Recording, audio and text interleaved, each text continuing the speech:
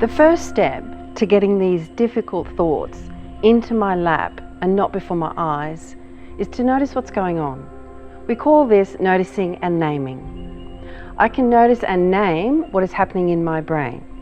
For example, I can notice I'm having a day when the "I'm no good at this" or "I'm a bad mother" story is really active in my thoughts.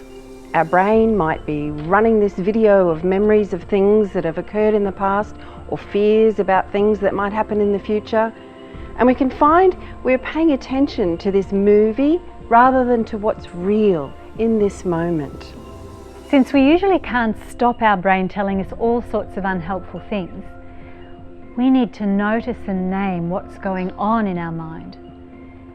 Then allow it to run like a radio in the background without paying a lot of attention to it by bringing our attention back into the present moment. Now, if you're anything like me, you'll have to bring your attention back into the present moment about 60 times a minute. Well, I might be exaggerating, but you get the gist. The research tells us that what we do with our attention, noticing where we're placing our attention, and then bringing it back over and over to the present moment, is a vital contributor to our mental health lifelong.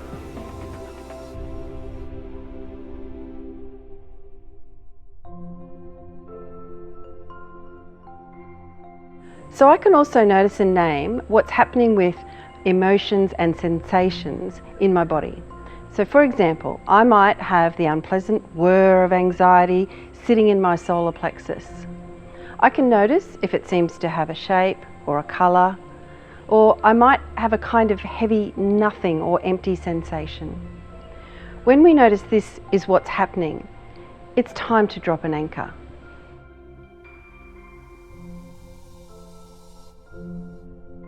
We drop an anchor by carefully bringing our attention back to our senses, the sights, sounds and smells around us, sound of the birds in the bush behind me, the sensations of our body, our postural alignment. We might have a good stretch, or we might place our feet carefully on the ground, or take a deep breath in and slowly release it, noticing everything. We might consciously tighten up and relax the muscles then right throughout our body. That's another simple but powerful anchoring strategy. So this is how the mothers I see in my work get through the difficult times in those early days. Dropping anchor is like a falling back into the present moment. It's not hard work actually at a time when you're working so hard. It's just a falling into the present moment over and over and over again.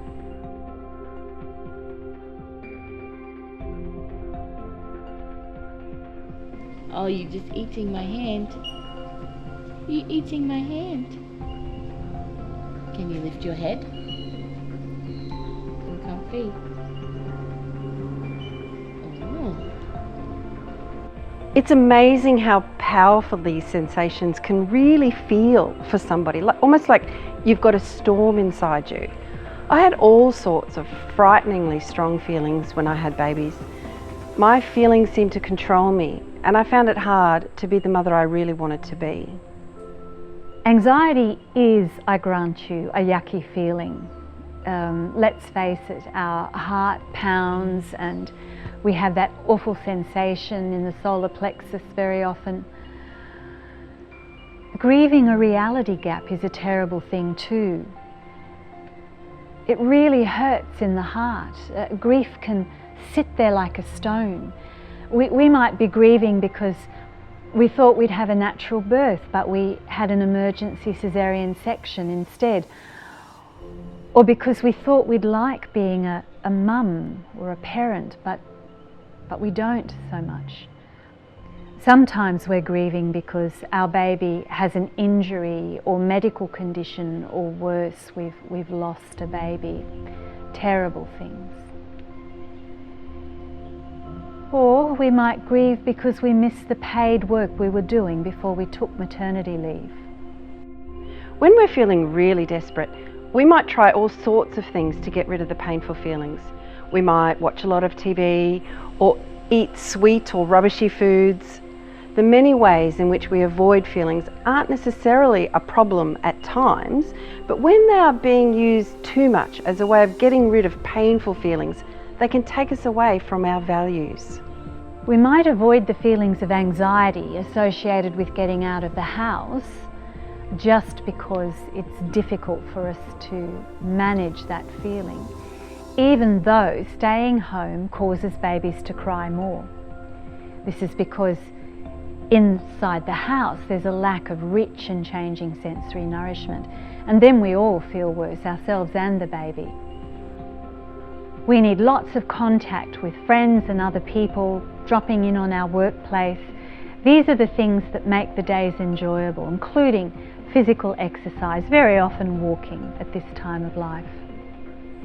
Often the controlled crying or sleep training approaches are just a desperate and understandable effort to get rid of our own exhaustion. Although in fact, these approaches are not aligned with the latest neuroscience and sleep science. It might be that you find yourself lying awake for long periods in the night with your busy mind, waiting for your baby's next cry. This is such a common thing. ACT strategies can be very helpful with getting you back to sleep. It's very helpful to use our breath to make room for painful feelings. Think of it as breathing space around the painful feeling, gently letting it be there, at the same time as you expand your attention to all the other things that you can notice around you in the present moment, including your baby, who, after all, is always in the present moment. Oh, good boy. There's one. Where's your other hand? Yeah, open hand.